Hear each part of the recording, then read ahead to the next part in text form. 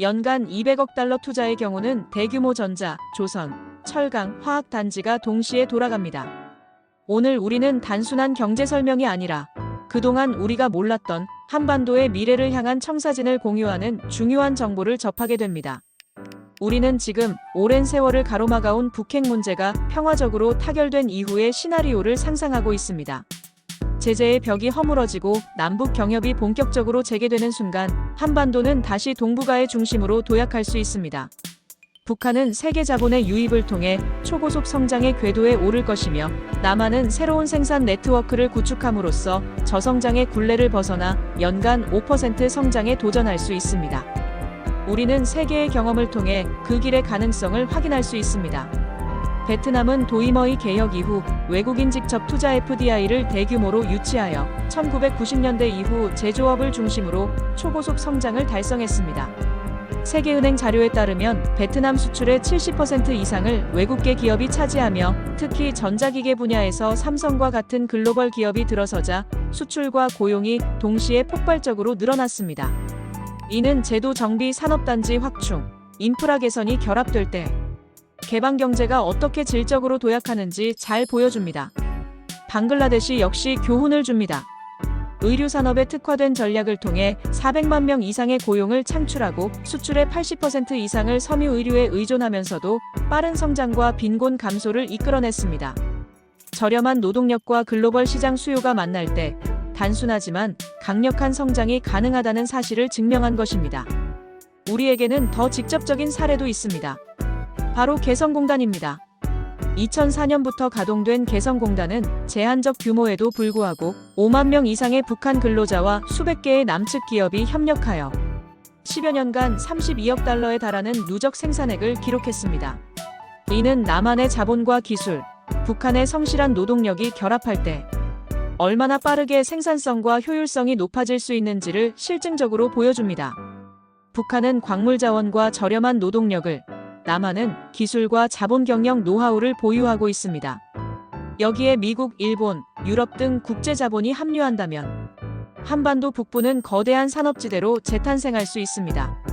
섬유, 의류, 생활용품, 비료, 시멘트, 철강, 전자조립, 농기계, 중장비, 조선산업 등 다층적 산업이 단계적으로 자리 잡게 될 것입니다.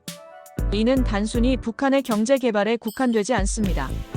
남한의 기업들이 설비를 공급하고 부품을 납품하며 금융 서비스 물류를 지원하는 과정에서 막대한 파급 효과가 발생합니다. 여기서 중요한 질문이 있습니다. 과연 어느 정도 투자가 이루어질 때 남한의 성장률은 얼마나 올라갈 수 있을까? 우리는 세 가지 가정을 해봅니다.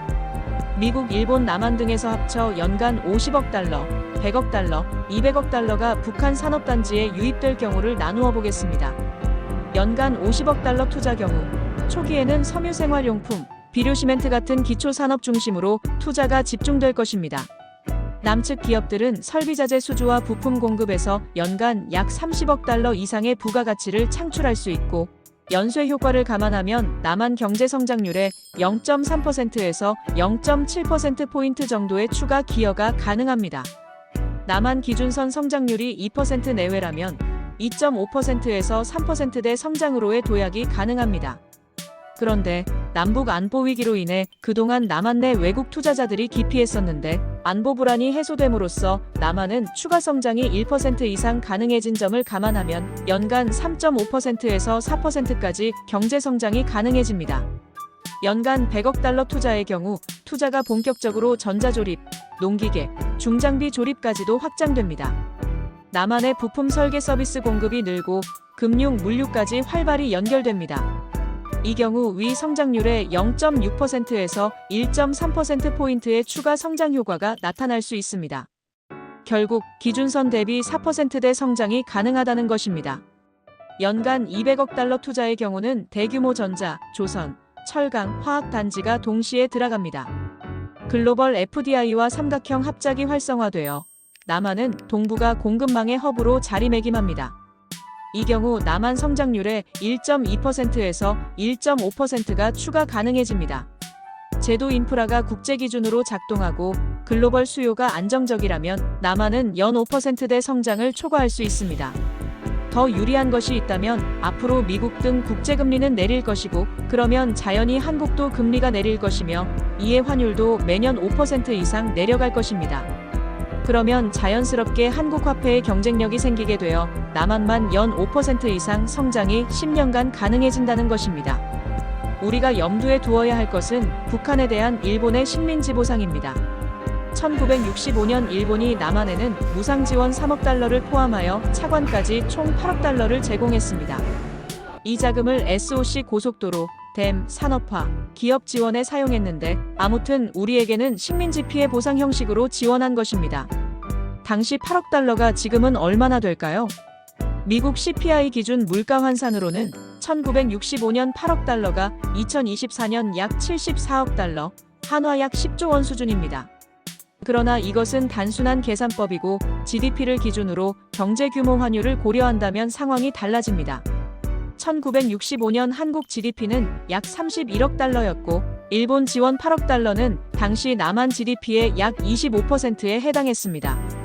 2024년 한국 GDP가 약 1.7조 달러 수준임을 감안하면 비율로 환산 시 약 4,250억 달러, 한화 약 600조 원 규모의 파급 효과가 됩니다. 북한에는 지원하지 않았으므로 이 같은 논리라면 북한은 북한에게서 무상으로, 우리 남한도 일본이 북한에 200억 달러 이상 보상하도록 지원해 주어야 합니다. 그렇게 되면 북한은 초고속 성장하고 남한의 이익도 극대화될 것입니다. 그러나 우리는 여기서 멈추지 말아야 합니다. 반드시 충족해야 할 조건이 있습니다. 첫째, 제도적 신뢰입니다. 외국인 투자자는 법과 계약이 국제 기준에 맞추어 지켜질 때만 자본을 투입합니다. 토지 사용권, 노동 규범, 환경 기준, 분쟁 해결 체계, 회계 투명성이 보장되어야 합니다. 그러기 위해서는 미국 등 서구 자본이 투입되어야 북한이 약속을 지키게 됩니다. 둘째, 인프라입니다. 산업단지는 24시간 전력과 안정된 물류 없이는 돌아갈 수 없습니다. 전력망, 발전소, 항만, 도로, 철도를 동시다발적으로 보강해야 하며 이를 위해 북한 내 발전 용량 확보와 임시적으로 한국의 전력을 북으로 전송하고 인프라 구축에 힘써야 합니다. 셋째, 금융 안전망입니다. 수출금융, 무역보험, 정치적 리스크 보증 없이는 대규모 투자가 불가능합니다. 정부와 다자개발은행이 초기 위험을 흡수해 주어야 합니다. 넷째, 단순한 저임금 노동이 아니라 안전 및 보건이 보장된 존엄한 노동이어야 합니다. 임시적으로 노동에 대한 교육은 필수이고 그 외에도 직업학교와 기업 연계 훈련으로 현장 투입 가능한 숙련을 키워야 하며 기숙, 보육, 주거를 포함한 생활 지원이 따라가야 합니다. 공정하고 복지가 갖춰진 근무 환경이 경쟁력의 뿌리입니다. 제도가 불안정하면 자본은 머물지 않고 떠나게 됩니다. 북한에게 계속 이를 상기시키고 우리 남한도 실패하지 않도록 부단한 노력을 기울여야 합니다. 우리는 이 두 목소리를 모두 귀담아 들어야 합니다. 우리는 희망을 발견합니다. 남북이 함께 만들어낼 새로운 경제 지도는 한국 경제가 다시 성장하는 계기가 될 수 있습니다. 우리는 이제 선언합니다. 남북 경협은 단순한 경제 협력이 아니라 평화와 번영을 증명하는 길입니다. 연간 50억 달러의 투자는 새로운 성장의 불씨를, 100억 달러의 투자는 확고한 성장의 불길을, 200억 달러의 투자는 연 5%대 성장을 향한 거대한 도약을 열어줄 것입니다. 우리는 연간 200억 달러의 대북 투자를 이끌어내는 것이 목표입니다. 그러나 이 길은 준비하는 자의 몫입니다. 제도를 투명하게 하고 인프라를 확충하며 금융 안전망을 구축하고 노동 존엄을 지키는 자만이 이 기회를 현실로 만들 수 있습니다. 정부는 제도를, 기업은 투자를, 학계와 시민은 지혜와 감시를 더해야 합니다. 한반도는 열려 있습니다. 공정하고 안전하며 수익성 있는 협력을 약속합니다. 이제 우리는 말합니다. 원칙을 지키는 평화, 상생으로 커지는 평화, 일자리로 증명되는 평화를 반드시 만들겠다고. 남북이 함께라면 숫자는 목표가 되고 목표는 곧 현실이 됩니다. 남북의 미래는 우리의 의지와 생각에 달려 있습니다.